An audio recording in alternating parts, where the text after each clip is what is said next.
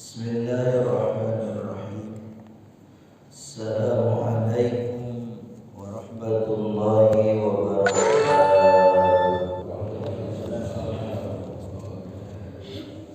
Alhamdulillah, alhamdulillahilladzi an'ama alaina bi ni'matil iman wal islam. Asyhadu an la ilaha illallah wahdahu la syarika lah. Asyhadu anna Muhammadan abduhu wa rasuluhu la nabiyya wa la rasula ba'dah. Allahumma salli wa sallim ala sayyidina Muhammad bin Abdillah alladzi addal amanah wa ballagha risalah wa nasaha al-ummah wa ala alihi wa ashabihi wa man da'a ila Allahi bi da'watihi ila yaumil liqa'i amma ba'd. Puji dan syukur senantiasa kita panjatkan kepada Allah Subhanahu wa taala. Alhamdulillah, para jamaah rahimakumullah, kita bersyukur kepada Allah karena di pagi hari ini kita masih diberikan kenikmatan-kenikmatan oleh Allah, dan di pagi hari ini juga kita termasuk orang-orang yang dipilih oleh Allah untuk berada di masjid ini, untuk berada di majelis ilmu ini. Ini adalah anugerah, ini adalah karunia, ini adalah kenikmatan dari Allah, karena tidak setiap orang yang di pagi hari ini diberikan kesehatan, diberikan kelapangan, keluasan rezeki, bisa berada di masjid ini. Ini adalah sekali lagi pilihan dari Allah Subhanahu wa taala. Maka kita harus yakin kalau orang sudah dipilih oleh Allah, berarti dia adalah orang yang istimewa di sisi Allah Subhanahu wa taala. Sebagaimana baginda Rasulullah sallallahu alaihi wasallam, baginda Rasul itu adalah orang pilihan Allah. Maka Rasul suka disebut Al-Mustafa. Al-Mustafa itu sesuatu yang terpilih, yang diperas dari sesuatu yang awalnya tidak murni. Jadi Mustafa, jadi murni, bersih. Rasul juga sering disebut Rasul Al-Mukhtar, Rasul yang terpilih. Rasul juga Rasul Al-Muntaqa, Rasul yang terpilih. Nah, maka kalau dipilih oleh Allah, insya Allah menjadi orang yang istimewa. Makanya di pagi hari ini kita harus senantiasa bersyukur. Rasul senantiasa mengajarkan kepada kita kalau di pagi hari itu kita harus berdoa sebagai ungkapan syukur kita.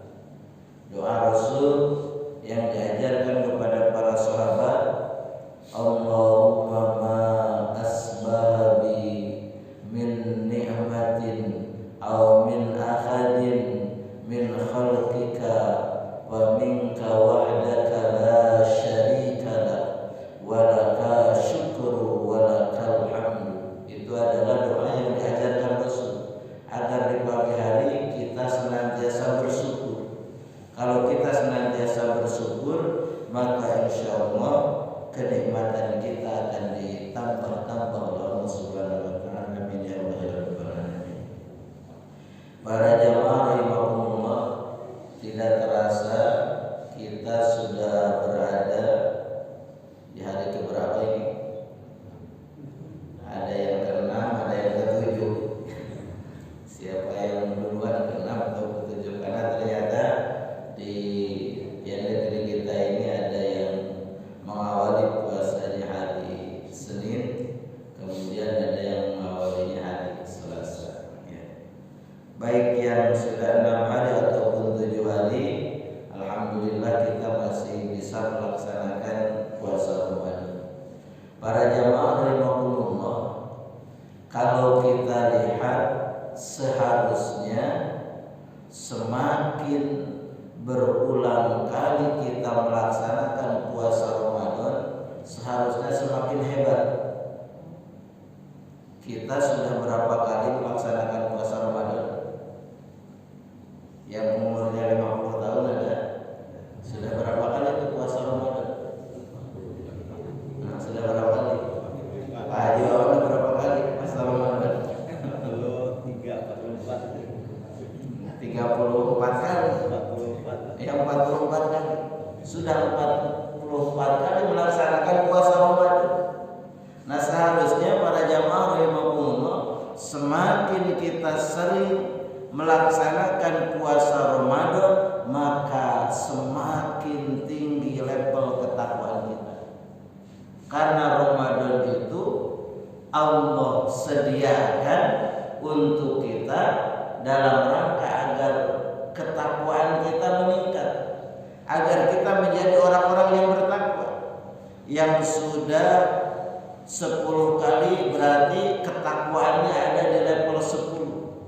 Yang sudah 20 kali ketakwaannya ada di level 20. Yang sudah 30 kali, 40 kali, 50 kali berarti ketakwaannya ada di level 50. Semakin sering melaksanakan ibadah puasa, semakin banyak melaksanakan ibadah puasa, maka ketakwaannya itu pasti akan semakin meningkat. Dan kalau ketakwaan semakin meningkat, maka permasalahan hidup itu semakin mudah. Kenapa? Karena kata Allah, orang yang bertakwa itu wa yaj'al lahu makhraja. Orang yang bertakwa itu akan Allah berikan solusi. Wa yarzuquhu min haitsu la yahtasib. Orang yang bertakwa itu akan diberikan rezeki min haitsu la yahtasib, dari arah yang tidak diduga-duga. Berarti kehidupan orang yang bertakwa itu ada dalam kebahagiaan, ada dalam kesenangan. Maka Ramadan ini kenapa orang gembira dengan datangnya Ramadan, orang senang dengan datangnya Ramadan? Salah satunya Ramadan itu menjadikan kita untuk menjadi orang-orang yang bahagia, orang senang. Karena kita dididik, karena kita dibentuk di bulan Ramadan ini untuk menjadi orang-orang yang bertakwa, para jamaah rahimakumullah. Tapi pertanyaannya, kenapa permasalahan kehidupan datang lagi, tapi solusi tidak kunjung jua. Kenapa kita semakin tua ternyata ada di antara kita yang semakin menghadapi masalah yang sulit? Berarti ada apa dengan puasa kita? Jangan-jangan puasa kita itu tidak meningkatkan ketakwaan kita kepada Allah Subhanahu wa taala. Kalau kita lihat bagaimana Imam Al-Ghazali membagi puasa itu, ada puasa umum, ada puasa khusus, ada puasa khusus. Jangan-jangan puasa kita masih puasa umum saja. Puasa umum itu apa? Puasa hanya menahan haus, lapar, dan menjauhi istri di siang hari, tidak melakukan hubungan suami istri. Itu puasa umum. Kalau puasa umum berarti ini puasanya siapa? Ini puasanya anak kecil. Anak 5 tahun juga mampu menahan haus, lapar, dan dahaga. Saya berhasil sampai maghrib.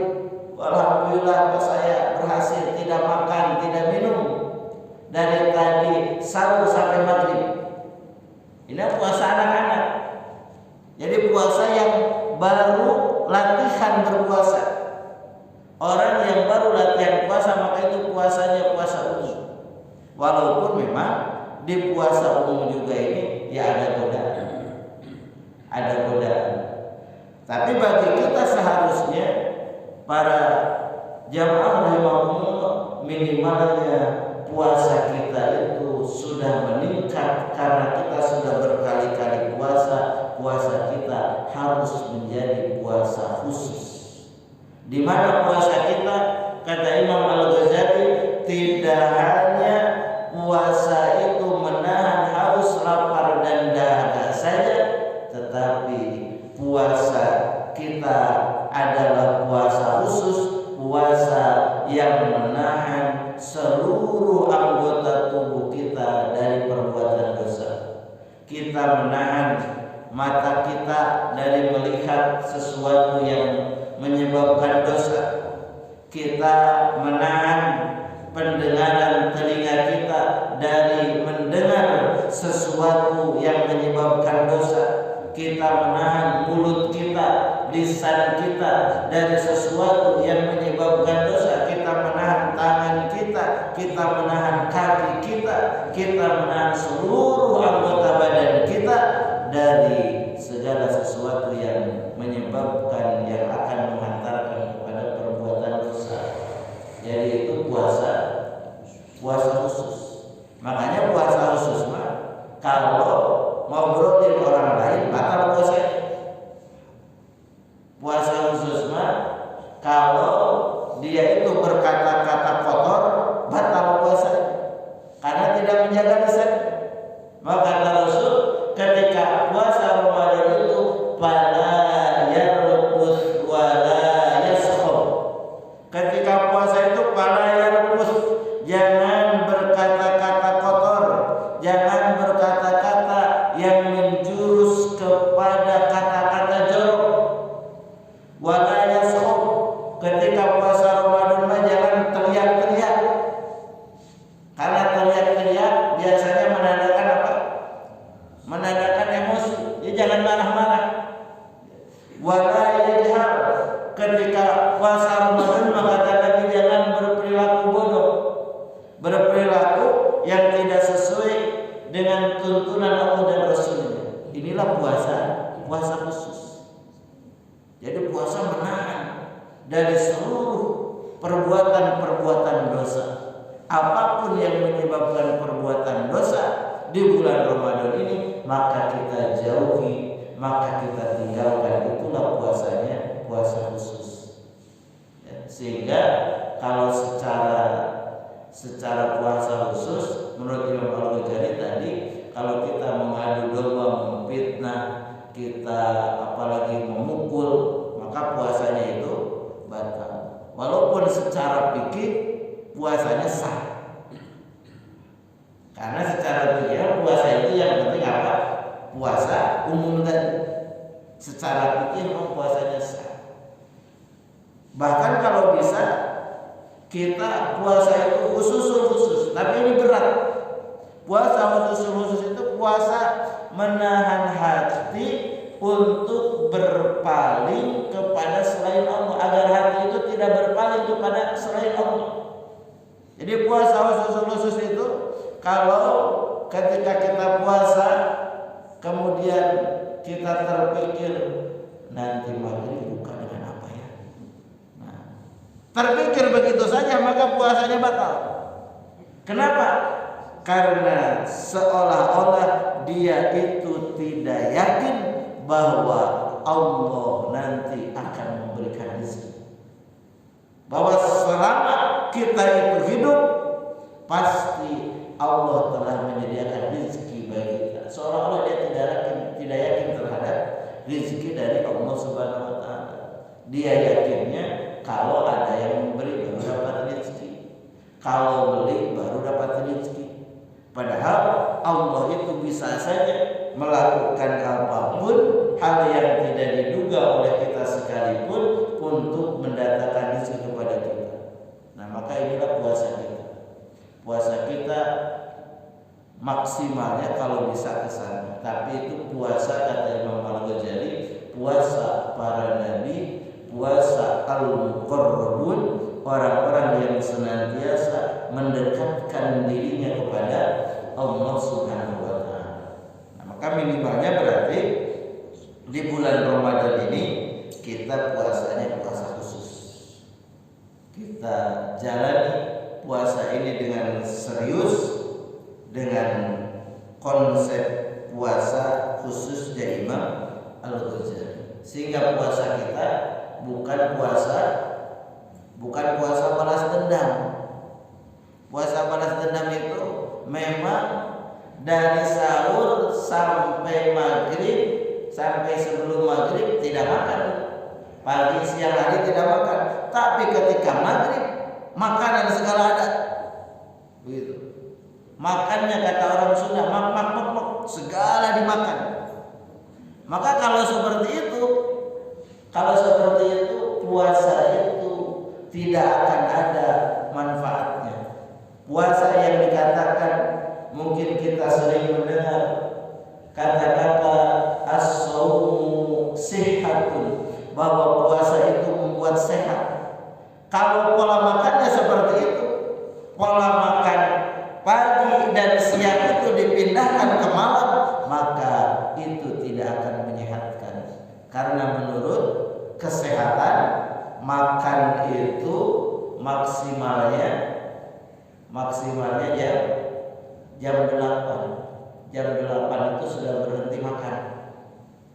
Kenapa jam 8? Karena perut ini harus dikosongkan selama 2 jam sebelum tidur, agar ada waktu perut ini memproses makanan yang masuk selama 2 jam. Gitu. Kan kita mah habis maghrib makan, habis tarawih keluar cari makan. Nah, gitu. Jadi makanya semakin puasa Ramadan sering itu, semakin gendut ya. Semakin gendut, dan anggaran semakin bertambah. Padahal harusnya mah makannya cuma dua kali. Seharusnya semakin irit. Begitu. Makanya kalau di bulan Ramadan kita tidak merasakan lapar, saya mah biar tidak lapar mau tidur aja. Habis sholat subuh tidur, nanti bangun lagi zuhur tidur lagi. Bangun lagi menjelang asar, setelah menjelang asar baru cari makanan keluar, baru makan lagi, nanti malam tidur lagi. Jadi puasanya itu tidur terus. Kenapa? Karena dia punya dalil naumu shaimin ibadatun. Tidurnya orang yang puasa itu ibadah. Yang menjadi dalil itu, padahal sebetulnya ya itu hadis yang diperdebatkan terkait dengan kesohihannya. Ya masa kalau kita Ramadan mau tidur saja, tidur terus begitu aja, maka ya tidak akan memperoleh hikmahnya puasa. Memang puasa itu kita harus merasakan lapar, harus merasakan haus. Agar apa? Agar hikmah puasa kita bisa peduli kepada sesama itu terasa. Sehingga kalau kita merasakan lapar, nanti ketika kita melihat orang yang lapar, ya saya juga dulu ketika Ramadan, padahal hanya baru dari waktu subuh sampai maghrib, laparnya itu gak nahan, sakit perut ini. Apalagi saudara saya yang tidak makan 1 hari, yang tidak makan 2 hari, yang tidak makan 3 hari. Akhirnya rasa kepedulian itu terbentuk pada diri kita, sehingga hikmah puasa itu para jamaah rahimakumullah bisa kita peroleh kalau puasa kita itu puasanya benar, puasanya betul. Bahkan kenapa kita harus berlapar-lapar? Karena kata Rasul bahwa syaitan itu yajri majradam. Setan itu akan masuk kepada tubuh kita sesuai dengan aliran darah. Maka kata Rasul, padayyiku, maka sempitkanlah aliran darah itu biju dengan lapar, wasaum dengan puasa. Jadi puasa ini sebetulnya dalam rangka ingin menyempitkan aliran darah agar setan tidak masuk, agar kita tidak tergoda setan. Jadi kalau kita merasakan lapar, maka setan juga tidak mampu untuk menggoda kita. Kita senantiasa berpuasa, maka setan juga tidak akan mampu menggoda kita. Jadi kita tidak aneh kalau ternyata di bulan Ramadan itu masih ada saja orang yang bermaksiat, masih ada saja orang yang melakukan perbuatan dosa.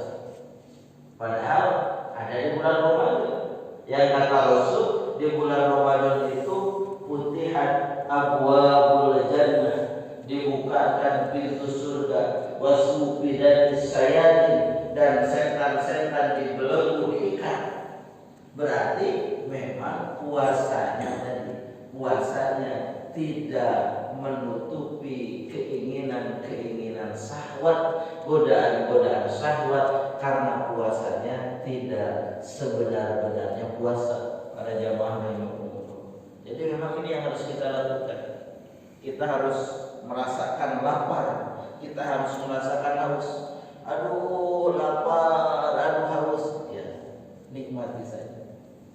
Kita lagi dilatih untuk dijauhkan dari godaan setan. Kita dilatih untuk senantiasa mendekatkan diri kepada Allah. Agar apa sebenarnya? Di awal Ramadan kita terus dilatih agar nanti di puncaknya 10 terakhir itu kita akan merasakan kehadiran malaikat di malam yang lebih baik daripada 1000 bulan, yaitu di malam Lailatul Qadar. Jangan di malam Lailatul Qadar kita tidak merasakan bahwa malaikat itu hadir. Padahal kata Allah di dalam Al-Quran, tanazzalul malaikatu wa malaikat itu terus turun di tanazzala itu, tanazzul itu turun, kalau hujan itu turun secara deras, turun terus berturut-turut. Waruh, dan turun juga malaikat Jibril. Tapi ketika ada di malam Lailatul Qadar kita tidak merasakan kehadiran malaikat itu. Ini jangan-jangan memang dari awal itu kita belum dilatih diri kita untuk merasakan kekuatan alam malakut, alamnya malaikat, sehingga ketika malaikat hadir itu kita bisa merasakan energi malaikat itu ada di sekitar kita. Maka kalau kita tidak merasakan itu, jangan-jangan memang puasa dari awal itu kita tidak dilatih terus untuk bertakarub kepada Allah Subhanahu wa taala. Maka kalau puasanya orang-orang solih itu, para jamaah rahimakumullah, ada sebuah kitab yang judulnya adalah Siyamus Sholihin, bagaimana puasanya orang solih. Pengarang kitab itu Abu Fida mengatakan bahwa puasa orang soleh itu seperti apa? Puasa orang soleh itu yang pertama, dia puasanya adalah puasa khusus.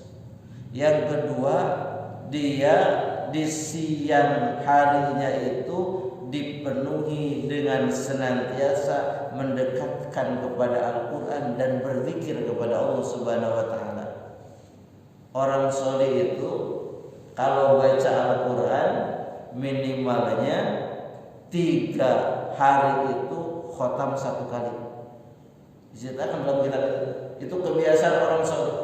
Ketika bulan Ramadan 3 hari selesai khotam 1 kali.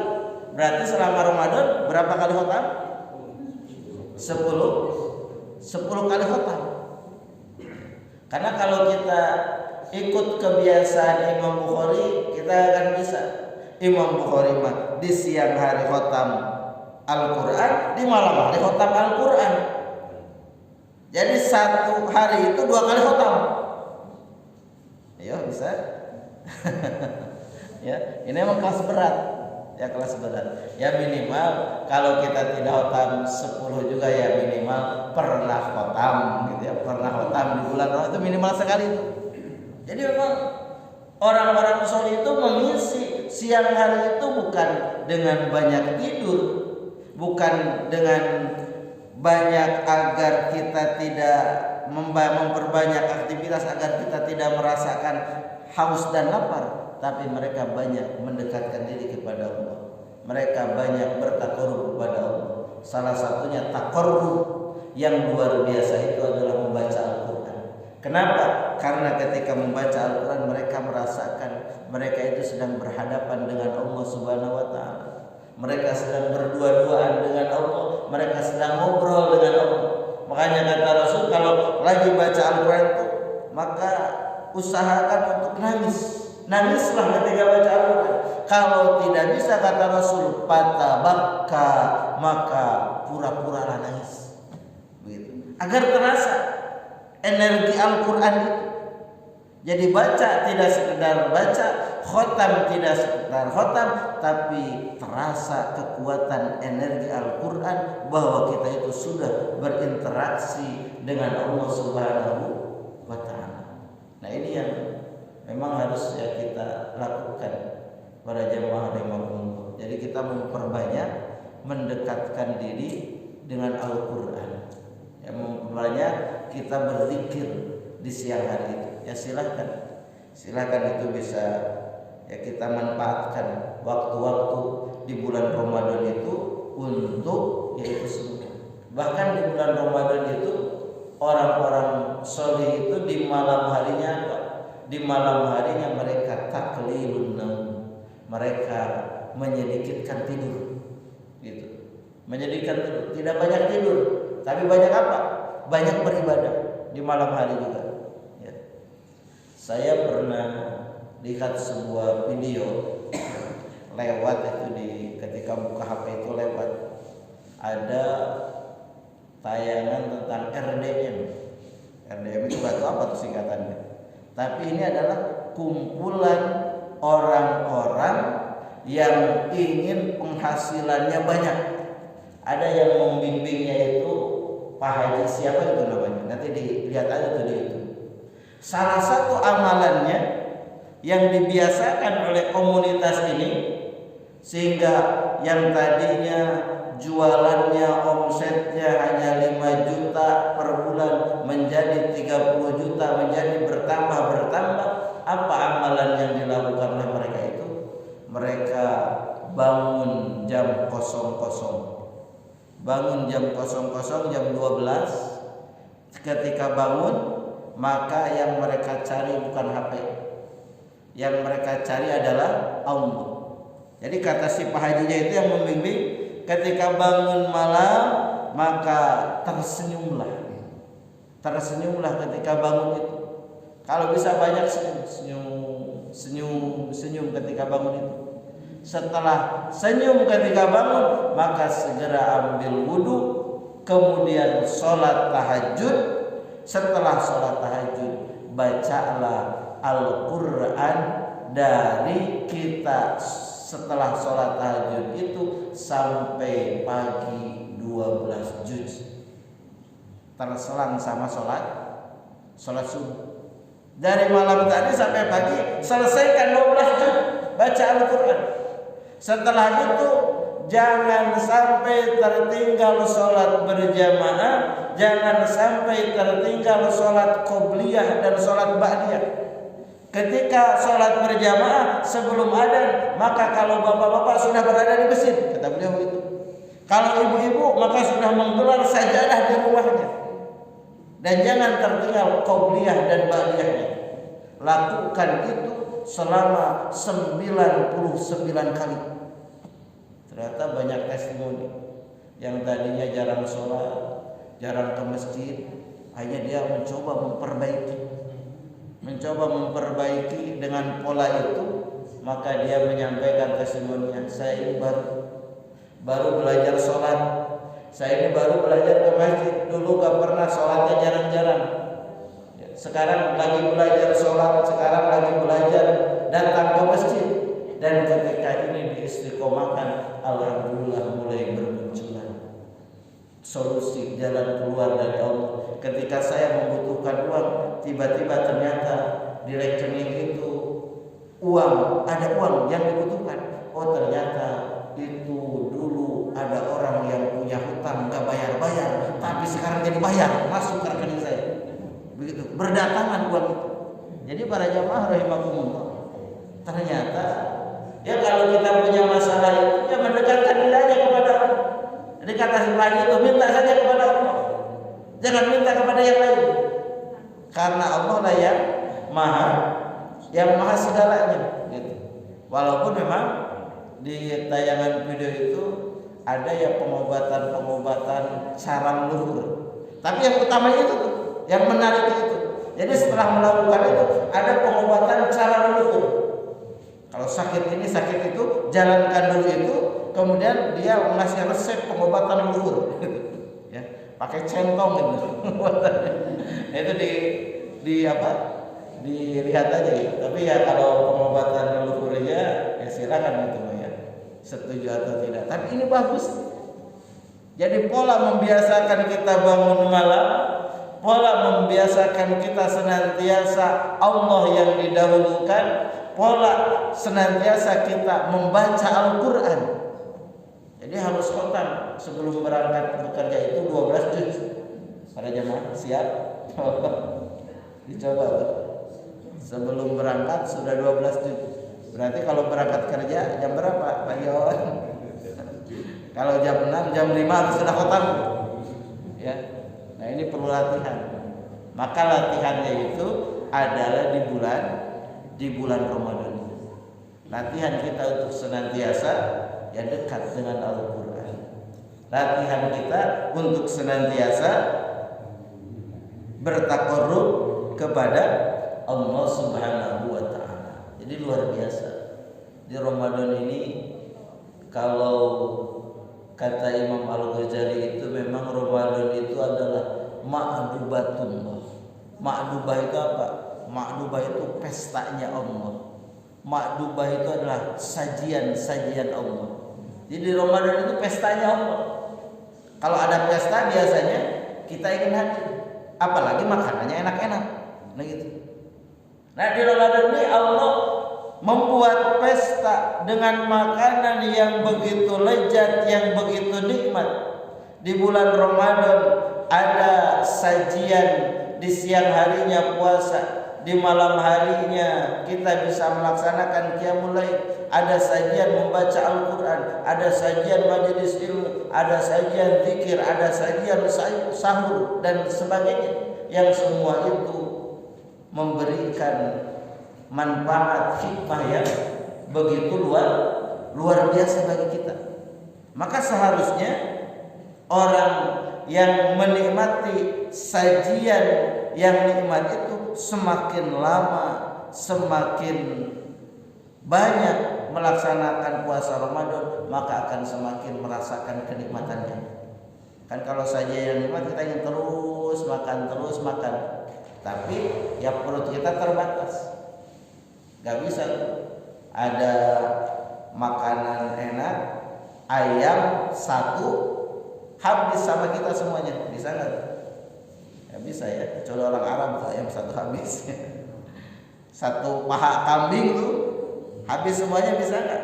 Enak nih paha kambingnya, dimasaknya enak, tapi kita terbatas. Maka di bulan Ramadan juga kita memang menikmati sajian Allah, tapi ada batasnya. Batasnya adalah cuma 30 hari. Setelah itu maka kita tidak bisa lagi menikmati sajian-sajian Allah itu. Jadi sungguh luar biasa para jamaah rahimakumullah. Sehingga semakin lama berpuasa akan semakin merasakan nikmat.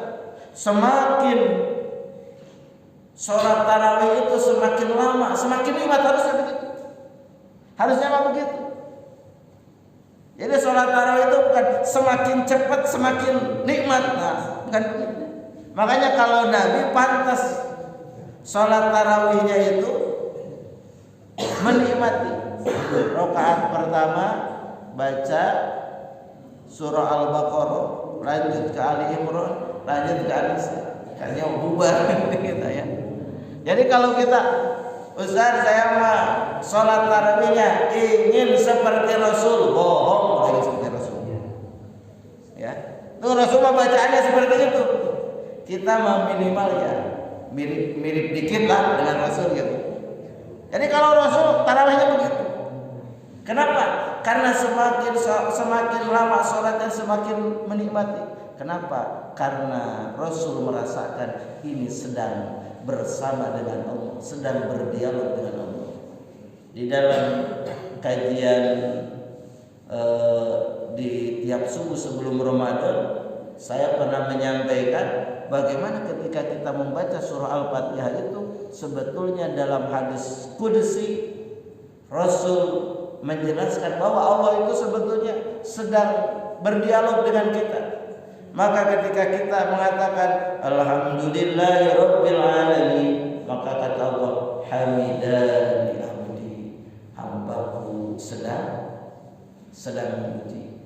Sampai akhirnya ketika kita membaca iyyaka na'budu wa iyyaka nasta'in, kata Allah hadzaka baini wa baina abdi, inilah komitmen antara aku dan antara hambaku, wali abdi masa'a, dan bagi hambaku apa yang dia minta, apa yang dia mohonkan. Jadi baca Al-Fatihah itu lagi dialog sebetulnya dengan Allah Subhanahu wa taala. Makanya orang solih itu semakin lama sholat semakin nikmat.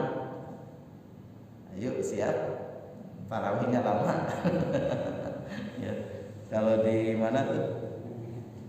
Di Tomboro itu tarawihnya 8 jam.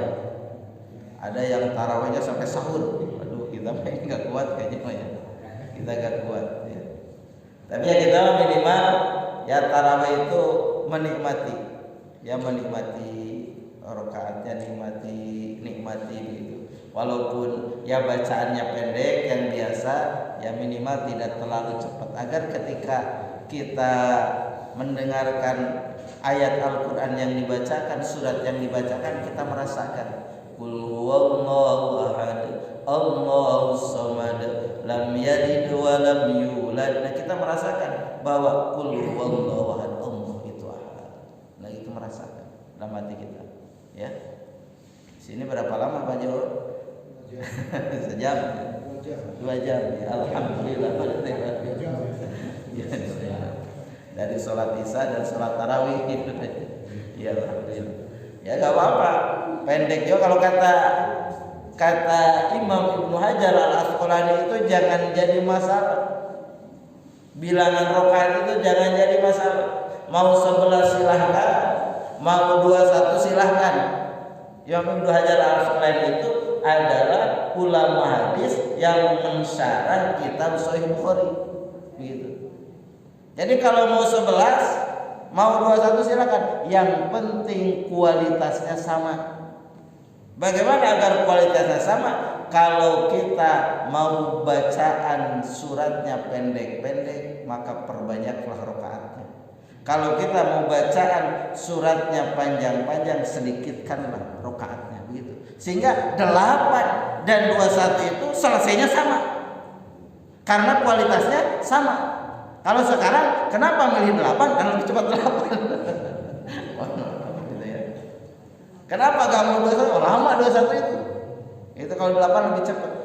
Paling 4 jam, apalagi bacaannya At-Takasur sama Al-Ikhlas. Jadi kalau yang 8 pilihannya jangan bacanya Takasur dan Al-Ikhlas. Ya agak panjangan dari itu. Agar nanti selesainya itu sama. Jadi kalau selesainya sama, maka jamaah itu ya gak ada pilihan, mau 8 mau 23 sama ada selesainya. Jadi kualitasnya sama yang dihasilkan.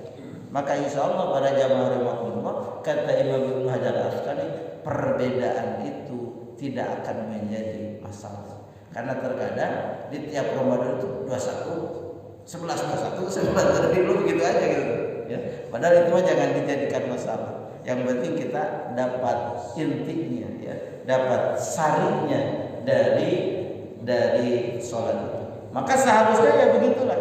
Orang yang berpuasa semakin lama berpuasa semakin merasa nikmat, semakin merasa dekat kepada Allah, semakin lama membaca Al-Quran di bulan Ramadan, maka semakin nikmat, semakin merasa dekat dengan Allah. Semakin lama berzikir di bulan Ramadan, semakin nikmat, semakin merasa dekat kepada Allah. Semakin lama tadi sholat di bulan Ramadan, semakin merasa nikmat, semakin nyaman karena terus bersama dengan Allah Subhanahu wa taala, sehingga nanti di puncaknya itu kedekatan kita itu akan semakin terasa.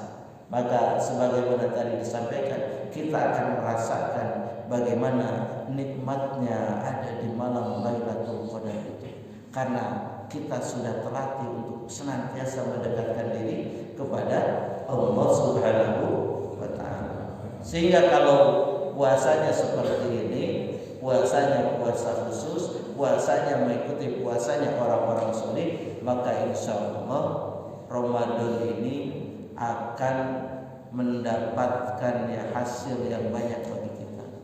Jangan sampai kita termasuk kepada sabda Rasul, rogima anfu rajulin, kata Rasul, rugilah seseorang dakhala alaihi Ramadan, masuk kepadanya bulan Ramadan.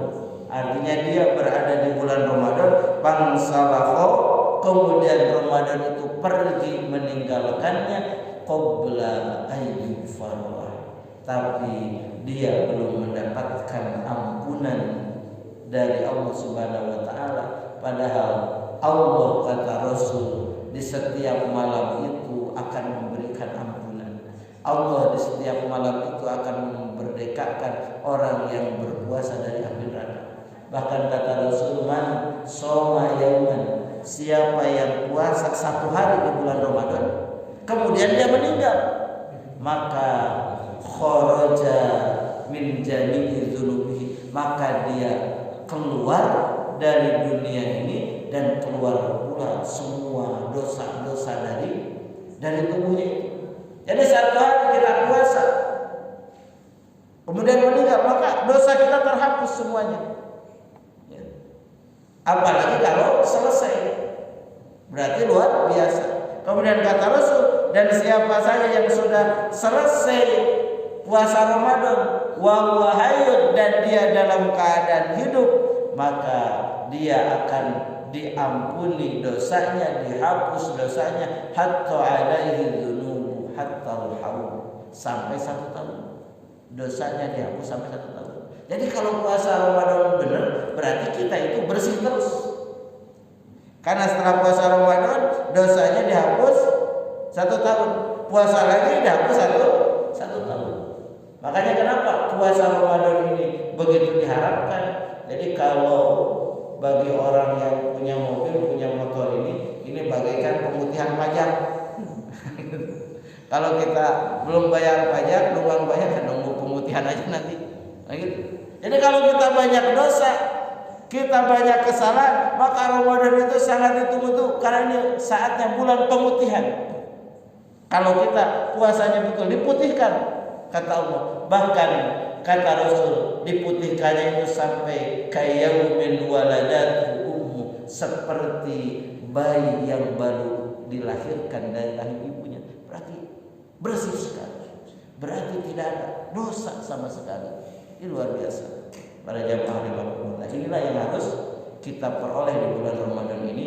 Maka mudah-mudahan Allah memberikan kekuatan, Allah memberikan keistiqomahan untuk kita betul-betul serius, betul-betul bersungguh-sungguh menjalani ibadah puasa ini. Tidak sekedar menahan lapar dan minum dan dahaga saja, tapi kita berusaha untuk senantiasa menjauhi berbagai perbuatan dosa. Kita senantiasa untuk melatih diri, mendekatkan diri kepada Allah Subhanahu wa taala dengan berbagai aktivitas amal soleh di bulan Ramadan. Itu mungkin cukup. Ya, walaupun tidak ada makan, mungkin ada aktivitas yang lebih. Mungkin itu yang bisa disampaikan. Sebelum diakhiri, kalau ada yang disampaikan, dipersilakan. Baik, alhamdulillah materi sudah kita dapatkan. Sebelum ditutup nanti dengan doa, kami memberikan kesempatan barangkali ada yang perlu didiskusikan, ada yang dipertanyakan, dipersilakan. Bapak, Ibu, dipersilakan. Mereka saling menunggu yang lain. Ini mungkin dari ada nggak korelasi antara ketakwaan dengan keimanan tadi? Karena kalau ketakwaan itu kan itu untuk individu ya. Nah, korelasinya dengan keimanan seperti apa? Mohon penjelasan.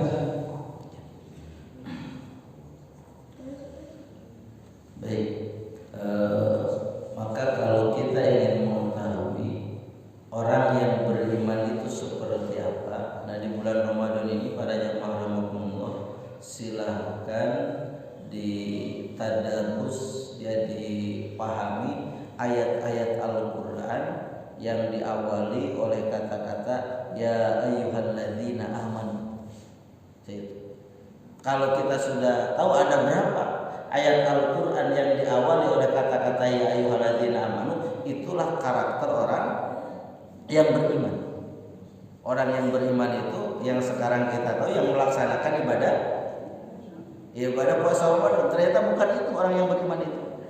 Karena memang yang namanya iman ini jika dikaitkan dengan ketakwaan, jadi takwa ini sebenarnya tingkat tertinggi keimanan.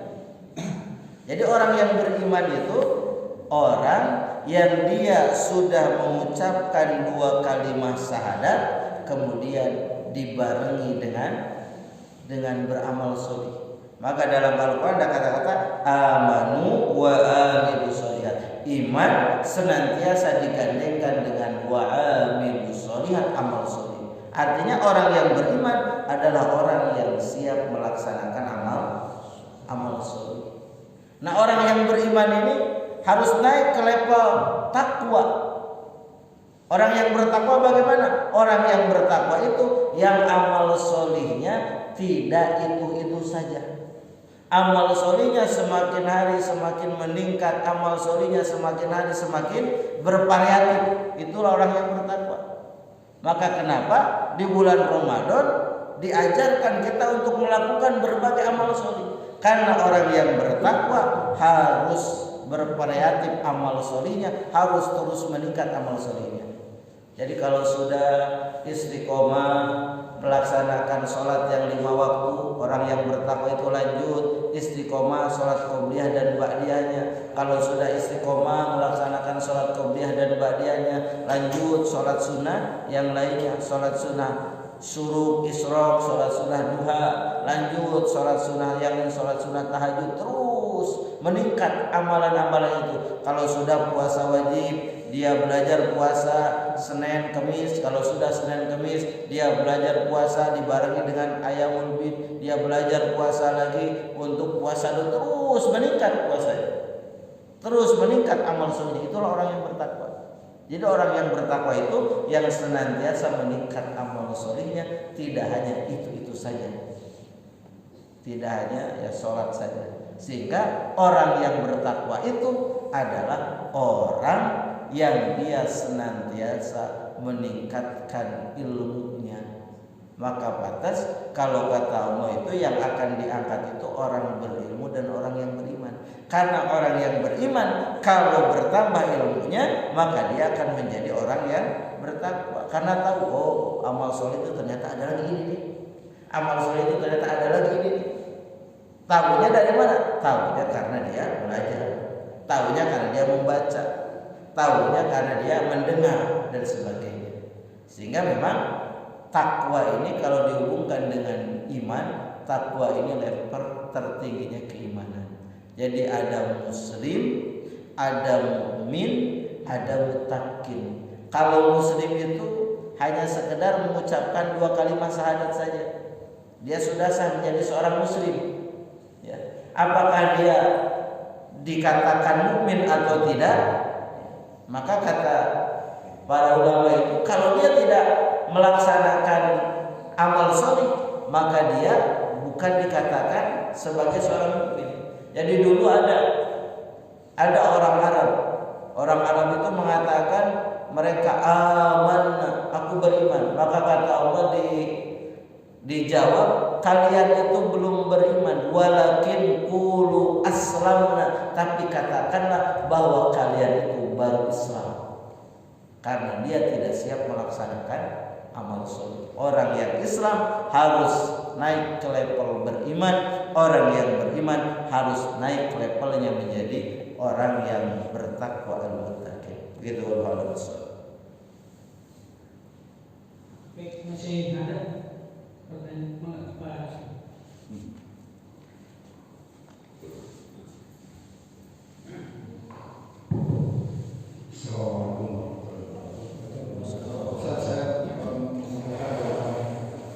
Puasa ini dari mulai Nabi Ibrahim tidak melakukan keimanan ya, misalnya sholat atau puasa dan sebagainya. Dia itu baru sadar umur 25 tahun atau 30 lah.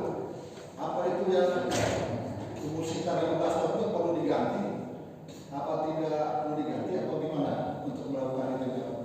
Atau masih punya utang? Atau secara ini dengan puasa itu dengan ketaatan itu bisa yang belakang-belakang itu yang tidak melakukan sholat, zakat atau puasa itu gimana? Untuk kalau bisa diganti itu gimana? Cara menggantinya gimana? Assalamualaikum warahmatullahi wabarakatuh. Terkait dengan itu semua, jadi kita itu dulunya ya tidak pernah taat lah begitu Pak ya. Baru ingat umur 30 tahun saya ini sampai Islam gak pernah sholat, gak pernah puasa. Akhirnya dia baru melaksanakan sholat puasa di umur 30 tahun. Nah bagaimana yang sebelumnya? Maka ini kalau dia mampu untuk mengkodonya, maka yang mengkodolah. Ada seorang ulama itu yang dia setiap ba'da asar itu senantiasa sholat. Padahal ba'da asar itu gak ada sholat ba'di. Kemudian ketika ditanya, kenapa engkau sholat ba'di? Saya lagi mengkodok, khawatirnya dulu ada sholat-sholat yang tertinggal, ada sholat-sholat yang tidak sempurna.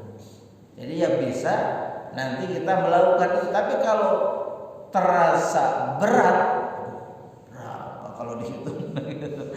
Sholat 17 kali 20 tahun gitu. Berapa berat? Maka kata Rasul bahwa kalau kita mau bertobat dengan sebetul-betulnya bertobat, keburukan itu akan terhapus dengan kebaikan. Maka setelah itu lakukanlah banyak kebaikan.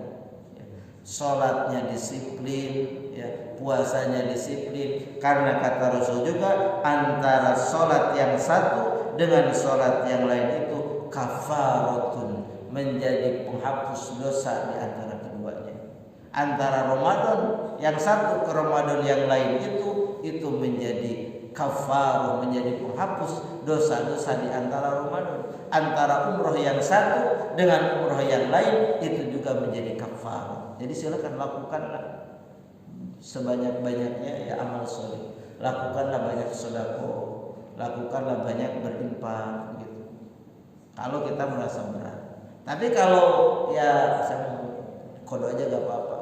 Walaupun tidak tercapai, ya saya setelah sholat nanti akan sholat kodo. Kalau puasa, ya kalau bisa yang kita bisa lakukan ya silakan lakukan saja. Berarti kalau 20 tahun puasanya berapa? Berapa tuh berarti? 30 kali 20. 3 kali 2 6, berarti 600 kali. Nah kalau berat ya udah diganti aja dengan berbagai kebaikan. Jadi kalau kita taubatnya betul-betul bertaubat, insyaallah Allah itu Ghafurur Rahim, Allah Maha Pengampun, Allah itu At-Tawwab. Di dalam hadis Arba'in yang terakhir nomor 42 atau 43 itu diceritakan tentang orang yang banyak dosanya. Dosanya sepenuh langit, dosanya sepenuh bumi.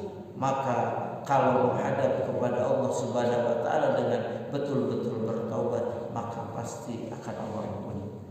Jadi insyaallah yang penting kita benar-benar bertaubat gitu. Wallahu a'lam bishawab. Baik, kalau tidak ada lagi kita akhiri sama-sama dengan memohon kepada Allah Subhanahu wa taala, mudah-mudahan dengan kehadiran kita ke majelis ini Allah senantiasa mempermudah segala urusan kita. Allah mempermudah puasa kita ini menjadi puasanya orang-orang yang puasa khusus, puasanya orang-orang saleh. Andaikan di antara kita yang hadir ada yang sedang sakit, di antara jemaah kita, di antara tetangga kita ada yang sedang sakit, Allah angkat sakitnya, ganti